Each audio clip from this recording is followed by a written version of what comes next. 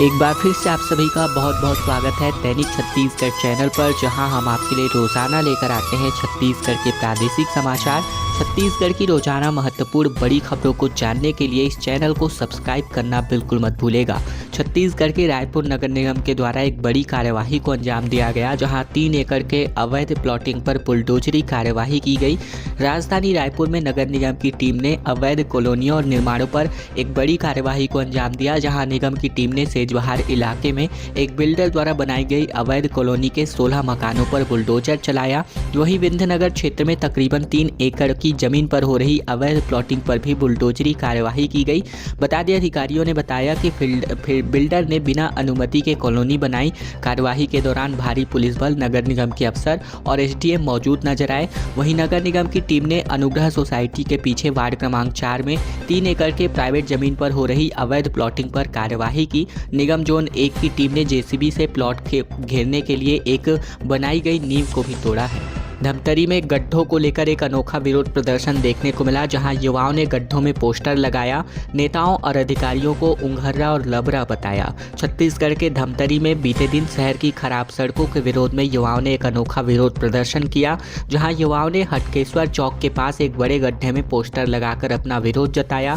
Poster में लिखा था, सड़क में डबरा है और यहाँ के नेता व अधिकारी उंघर्रा यानी कि नींद में और लबरा यानी कि झूठ बोलने वाले हैं। दरअसल शहर की सड़कें अब पूरी तरीके से गड्ढों में तब्दील हो चुकी हैं, जहां स्थानीय निवासी और आसपास के क्षेत्रों से आने वाले लोग इसकी वजह से परेशान हैं।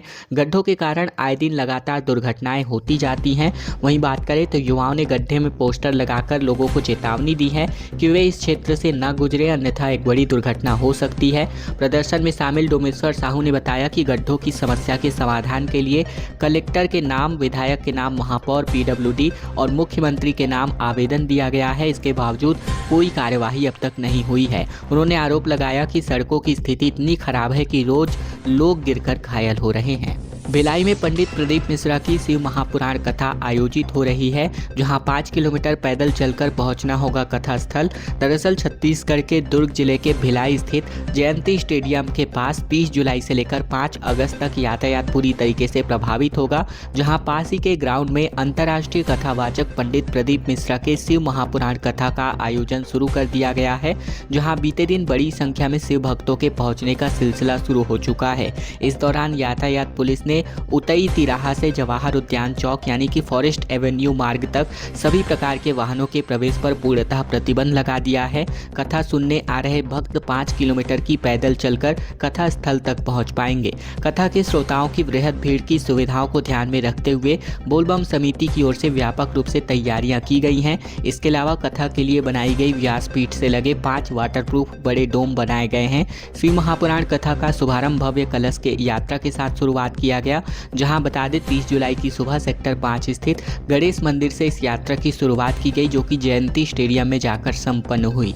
तहसीलदारों की हड़ताल की वजह से राजस्व काम पूरी तरीके से प्रभावित चल रहे हैं। बता दें कि तकरीबन पूरे प्रदेश भर में 17 सूत्री मांगों को लेकर के तहसीलदार और नायब तहसीलदारों की प्रदेशव्यापी हड़ताल के दूसरे दिन भी तहसील कार्यालयों में वीरानी छाई रही। तहसील कार्यालयों में राजस्व संबंधित कोई भी कार्य संपन्न नहीं हुआ। इसके अलावा कनिष्ठ प्रशासनिक सेवा संघ ने पहले ही संसाधन नहीं तो काम नहीं का ऐलान कर अपनी मांगों को लेकर 28 जुलाई से 30 जुलाई तक काम बंद हड़ताल की जानकारी शासन को दे दी थी। संघ के जिलाध्यक्ष प्रकाश साहू ने बताया कि आंदोलन के तहत दूसरे दिन भी कामकाज पूरी तरीके से प्रभावित रहा, जहां आमदनी, जाति, निवास, खसरा और खतौनी से लेकर सीमांकन इत्यादि के प्रमाण पत्र कार्य संपन्न नहीं हुए। बिलासपुर संभाग के तकरीबन 160 से अधिक राजस्व अधिकारियों ने मंगलवार को मुंगेली नाका चौक प्रगति मैदान में धरना प्रदर्शन में हिस्सा लिया, जहां उन्होंने राज्य सरकार से शासकीय संसाधन उपलब्ध कराने की मांग की है। अधिकारियों का कहना है कि जब तक इनकी मांगें पूरी नहीं होती है, ये आंदोलन अनिश्चितकालीन तौर पर जारी रहेगा। कोरबा में कुआं के धंसने की वजह से अब जाकर 26 घंटे बाद 3 शव को वापस निकाला गया। कोरबा जिले में कुआं के धंसने की वजह से मलबे में दबे 3 लोगों के शव 26 घंटे बाद जाकर निकाले जा सके। पहले पिता फिर मां बेटे की लाश पाई गई। तीनों के शव 25 फीट गहराई में थे। इस घटना के बाद गांव में पूरी तरीके से मातम पसरा हुआ है। परिजन के आंसू लगातार बह रहे हैं। बता दें कि बनवार गाँव में 29 जुलाई की सुबह एक भीषण हादसा हो गया था। पति पत्नी और उनका बेटा मोटर पंप निकालने की कोशिश कर रहे थे, तभी अचानक से कुआं धंस गया और मलबे में तीनों लोग दब गए थे। घटना के बाद रात 2:30 बजे तक एसडीआरएफ की टीम ने रेस्क्यू ऑपरेशन चलाया, लेकिन बारिश होने और मिट्टी धंसने के कारण इसे बीच में ही रोकना पड़ा था। एक बार फिर से सुबह से एक बार फिर अभियान शुरू किया गया, जहां कुएं के पैरेलल में खुदाई करके इनकी लाशों को निकाला गया। हालांकि ये चित्र जो तस्वीरें हैं वो यहाँ पर विचलित कर सकते हैं, इस वजह से हम आपको ये नहीं दिखा सकते। केंद्रीय सड़क परिवहन मंत्री नितिन गडकरी से सांसद बृजमोहन अग्रवाल ने मुलाकात की और कुम्हारी टोल प्लाजा को बंद करने समेत विकास कार्यों का प्रस्ताव यहां पर दिया है। छत्तीसगढ़ में रायपुर दुर्ग राष्ट्रीय राजमार्ग 53 पर स्थित कुम्हारी टोल प्लाजा को बंद करने और साथ ही चौड़ीकरण, सड़क चौड़ीकरण और फ्लाईओवर निर्माण को जल्द पूरा कराने के लिए रायपुर सांसद बृजमोहन अग्रवाल ने केंद्रीय सड़क और परिवहन मंत्री राजमार्ग मंत्री नितिन गडकरी से बुधवार को मुलाकात की और विकास कार्यों को जल्द पूरा करने का आग्रह किया। सांसद अग्रवाल ने बताया कि कुम्हारी टोल प्लाजा की समय सीमा समाप्त हो चुकी है और इसके बावजूद यहां पर पिछले 10 से 12 वर्षों से इसको संचालित किया जा रहा है। अवधि पूर्ण हो जाने के बाद भी यह टोल प्लाजा अवैध रूप से संचालित हो रहा है, जिससे स्थानीय जनता को असुविधा और भारी नुकसान का सामना करना पड़ रहा है। वहीं बता दें कि यहाँ इस कारण क्षेत्रवासियों में गहरा आक्रोश व्याप्त हो चुका है। साथ ही साथ लिहाजा नितिन गडकरी से इन्होंने मुलाकात के दौरान टोल प्लाजा को तत्काल बंद करने का आग्रह भी किया है। छत्तीसगढ़ के 19 जिलों में 19 महीने से 2 मंत्री के पद खाली पड़े हैं। सीएम शाह ने कहा कि केंद्रीय मंत्रियों से यहां पर मुलाकात करेंगे। कैबिनेट विस्तार और नई कार्यकारिणी पर मुहर लगाई जा सकती है। छत्तीसगढ़ में भाजपा की सरकार को 1 साल 7 महीने से ज़्यादा का समय बीत चुका है, लेकिन अब तक मंत्रिमंडल का गठन पूर्ण नहीं हो पाया है। मुख्यमंत्री विष्णुदेव साय एक बार फिर से दिल्ली दौरे पर 30 जुलाई को रवाना हो चुके हैं और इस दौरान भाजपा संगठन और सरकार दोनों के लिहाज से यह काफी महत्वपूर्ण माना जा रहा है। सीएम साय ने दिल्ली रवाना होने से पहले रायपुर एयरपोर्ट पर मीडिया से बताया कि छत्तीसगढ़ के सांसदों के साथ वह दिल्ली में डिनर करेंगे, जहां संगठन के बड़े नेता भी मौजूद रहेंगे। वहीं दिल्ली में पीएम मोदी, केंद्रीय गृह मंत्री अमित शाह और राष्ट्रीय अध्यक्ष जेपी नड्डा से उनकी मुलाकात तय है। बताया जा रहा है कि इस दौरे के दौरान छत्तीसगढ़ में लंबित कैबिनेट के विस्तार और भाजपा की नई प्रदेश कार्यकारिणी की घोषणा पर अंतिम निर्णय यहां पर लिया जा सकता है। सीजीपीएससी भर्ती घोटाला के मामले में अब योग्य कैंडिडेट्स को नियुक्ति देने का आदेश छत्तीसगढ़ की हाई कोर्ट ने जारी किया है। छत्तीसगढ़ पीएससी 2021 की भर्ती परीक्षा के घोटाले के कारण विवादों में रही, लेकिन इसमें चयनित योग्य और बेदाग अभ्यर्थियों को हाई कोर्ट ने एक बड़ी राहत दी है। जहां हाई कोर्ट ने कहा है कि सीबीआई जांच में अब तक जिन अभ्यर्थियों के खिलाफ सीबीआई ने चार्जशीट पेश नहीं की है, उन्हें 60 दिनों के भीतर नियुक्ति दी जाए। बता दें, परीक्षा में चयन के बाद भर्ती से वंचित तकरीबन 60 से अधिक अभ्यर्थियों ने हाई कोर्ट में एक याचिका दायर की थी। इस पर कोर्ट ने फैसला सुनाते हुए स्पष्ट किया है कि सभी उम्मीदवारों की ज्वाइनिंग सीबीआई जांच और हाई कोर्ट के फैसले के अधीन रहेगी।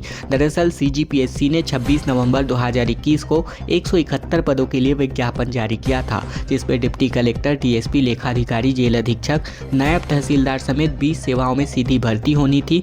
11 मई को 2023 को नतीजे घोषित किए गए। चयन प्रक्रिया में शामिल कई अभ्यर्थियों ने अंतिम मेरिट सूची में जगह बनाई, लेकिन रिजल्ट जारी नहीं होने के बाद परीक्षा में धांधली और पीएससी के अध्यक्ष समेत कई पदाधिकारियों और नेताओं के रिश्तेदारों के चयन होने के बाद ये पूरा मामला विवादों में आ गया था। रायगढ़ के जंगल में बाघ की दस्तक अब देखने को मिल रही है, जहां खेत में बाघ के पैर के निशान देखे गए। शिकार के लिए 20 किलोमीटर तक बाघ को चलने को लेकर यहां पर एनालिसिस किया गया है। छत्तीसगढ़ के रायगढ़ जिले के जंगल में बाघ के पैर के निशान देखने को मिले हैं। 29 जुलाई की सुबह हाटी क्षेत्र में ग्रामीण अपने खेतों में पहुंचे, जहां उन्होंने देखा कि किसी जानवर के पदचिन्ह पाए गए हैं, तो उन्होंने तुरंत वन विभाग को इसकी सूचना दी है। इसके अलावा मौके पर पहुंचे वन कर्मचारियों ने पैर के निशान के आधार पर अब ट्रैकिंग करनी शुरू कर दी है। साथ ही ट्रैकिंग की वजह से ग्राम हाटी के बाद पुरुंगा में भी पदचिन्ह देखे गए। फिर सामरसिंघा बीट में भी वहीं पैर के निशान नजर आए। इस दौरान सामरसिंघा के जंगल में एक ही स्थान पर जंगली सुअर और बाघ दोनों के पैर के निशान एक साथ दिखे हैं। वन विभाग के मुताबिक बाघ ने शिकार के लिए 20 किलोमीटर का सफर तय किया है। सामरसिंघा के जंगल में बाघ और सुअर के पैर के निशान एक साथ देखे जाने पर वन अमले ने आशंका जताई है कि बाघ ने जंगली सुअर को पकड़ने का प्रयास भी किया होगा, लेकिन इसके अलावा वहां कोई अन्य अवशेष या भी प्रमाण नहीं पाए गए। छात्राओं और टीचर्स संघ भाजपा विधायक का नाचते हुए वीडियो यहां पर खूब वायरल हो रहा है सोशल मीडिया पर। दरअसल सरगुजा जिले के लुंड्रा विधायक प्रबोध मिंज ने स्कूली बच्चों और टीचर के साथ जमकर डांस किया। हाय रे सरगुजा नाचे वाले गाने पर विधायक का डांस सोशल मीडिया पर खूब वायरल हो रहा है। 29 जुलाई को लुंड्रा के हायर सेकेंडरी स्कूल में शाला प्रवेशोत्सव मनाया गया और इस दौरान छात्राओं ने सरगुजिया लोकगीत पर परफॉर्मेंस दी। तभी विधायक मिंज ने इसकी सराहना की और छात्राओं ने विधायक से डांस करने का अनुरोध किया तो वे तैयार भी हो गए। विधायक प्रबोध मिंज ने स्कूल के नए बच्चों का तिलक लगाकर, मिठाई खिलाकर और उनके उज्जवल भविष्य की कामना की। विधायक प्रबोध मिंज ने छात्रों से कहा कि लक्ष्य निर्धारित करें और जमकर मेहनत करें। उन्होंने कहा कि रोज नए आविष्कार हो रहे हैं, आने वाले समय में AI का होगा, प्रतिस्पर्धा बढ़ती जाएगी, इसीलिए छात्रों को लक्ष्य हासिल करने के लिए कड़ी मेहनत करनी पड़ेगी।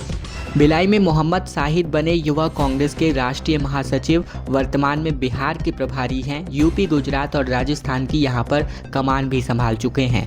युवा कांग्रेस की राष्ट्रीय कार्यकारिणी में भिलाई से युवा कांग्रेस के नेता मोहम्मद शाहिद को राष्ट्रीय महासचिव बनाया गया है। पूरे देश से 14 युवा नेताओं को राष्ट्रीय महासचिव की जिम्मेदारी सौंपी गई है, जिसमें मोहम्मद शाहिद का नाम घोषित किया गया है। वर्तमान में शाहिद बिहार के वरिष्ठ प्रभारी के रूप में कार्य कर रहे हैं। इसके पहले उत्तर प्रदेश, बिहार और राजस्थान के प्रभारी भी रह चुके हैं। शाहिद ने 2016 में दुर्ग जिला युवा कांग्रेस के उपाध्यक्ष के पद से सक्रिय राजनीति की शुरुआत की थी और इसके बाद उन्होंने संगठन में लगातार सफलता की सीढ़ियां चढ़ते हुए 2018 में प्रदेश सचिव, 2019 में राष्ट्रीय कोऑर्डिनेटर, मार्च 2020 में राष्ट्रीय सचिव और 2022 में वरिष्ठ राष्ट्रीय सचिव का पद संभाला और अब 2025 में उन्हें राष्ट्रीय महासचिव की अहम जिम्मेदारी सौंपी गई है। मुंगेली में ग्रामीणों का फ्री हेल्थ चेकअप आयोजित किया गया, जहां हेपेटाइटिस, HIV और TB की जांच यहां पर की गई। लक्षण और बचाव के बारे में भी लोगों को जागरूकता फैलाई गई। छत्तीसगढ़ के मुंगेली जिले में विश्व हेपेटाइटिस दिवस के अवसर पर ग्राम बिजरा कछार में आयोजित किए गए स्वास्थ्य शिविर में लगातार लोगों को जन जागरूकता का आयोजन किया गया, जहाँ जनप्रतिनिधियों ने बड़ी संख्या में स्थानीय ग्रामीण और इसमें शिरकत किए। जहाँ शिविर में कुल मिलाकर 74 व्यक्तियों की हेपेटाइटिस B और साथ ही हेपेटाइटिस C, HIV, TB, रक्तचाप, मधुमेह इत्यादि की निःशुल्क जांच की गई। साथ ही ग्रामीणों को हेपेटाइटिस के लक्षण, बचाव और उपचार के बारे में जानकारी दी गई। उन्हें उबला और स्वच्छ पानी पीने, शौच के बाद हाथों को साबुन से धोने और खुले में शौच न करने संबंधित सलाह भी दी गई।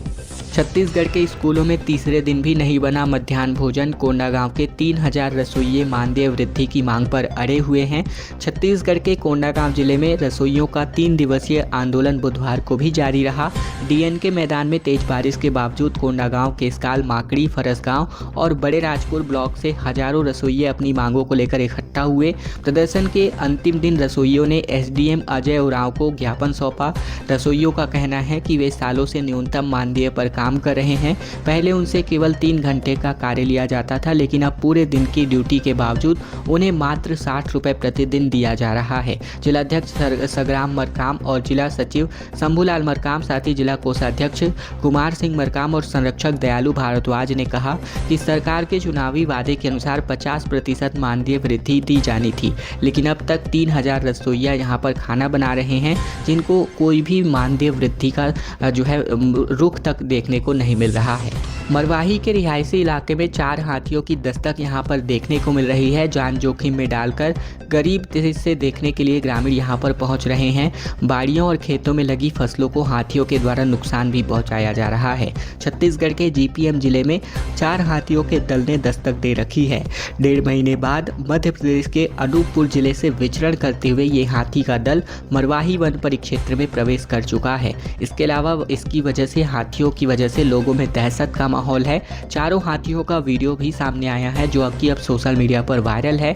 जानकारी के मुताबिक हाथियों का दल गुजर नाला पार करते हुए सिवनी बीट के ग्राम मालाडांड और दैगवा गांव के पास पलास प्लांट तक पहुंचा है और इसके बाद यहां यह दल सिवनी गांव की बस्ती तक पास में घुस चुका है। इसके अलावा हाथियों की मौजूदगी के बावजूद कुछ ग्रामीण जान जोखिम में डालकर उन्हें करीब से देखने पहुंच रहे हैं।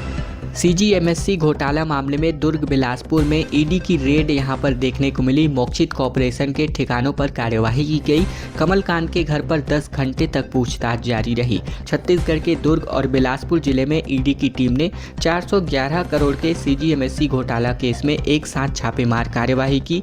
ईडी ने दुर्ग के मोक्षित कॉरपोरेशन के 3 आवासीय परिसरों और ऑफिस में एक साथ छापेमार कार्यवाही की। साथ ही फर्म से जुड़े सिद्धार्थ, शशांक और शरद चोपड़ा तीनों के आवास पर कार्यवाही की गई। बताया जा रहा है कि दुर्ग के मोक्षित कॉरपोरेशन के बंगले के बाहर अधिकारियों ने 6 से 7 गाड़ियां भी खड़ी हुई थी, जिसमें से 24 से ज़्यादा अधिकारियों की टीम शामिल थी। वहीं ईडी की टीम ने बिलासपुर में कमलकांत पाटनवार के घर पर छापेमार कार्यवाही भी की है। नवा रायपुर में क्रिकेट एकेडमी का निर्माण होने जा रहा है। खिलाड़ियों को इंटरनेशनल लेवल की ट्रेनिंग दी जाएगी। छत्तीसगढ़ में मुख्यमंत्री विष्णुदेव साय की अध्यक्षता में बुधवार को एक कैबिनेट मीटिंग आयोजित की गई थी, जहां सभी मंत्रियों की मौजूदगी में सरकार ने कई महत्वपूर्ण फैसले किए। नवा रायपुर के परसदा में क्रिकेट खिलाड़ियों के लिए एकेडमी का निर्माण किया जाएगा, जिसकी स्थापना के लिए 7 करोड़ 96 लाख एकड़ की भूमि के आवंटित की गई है।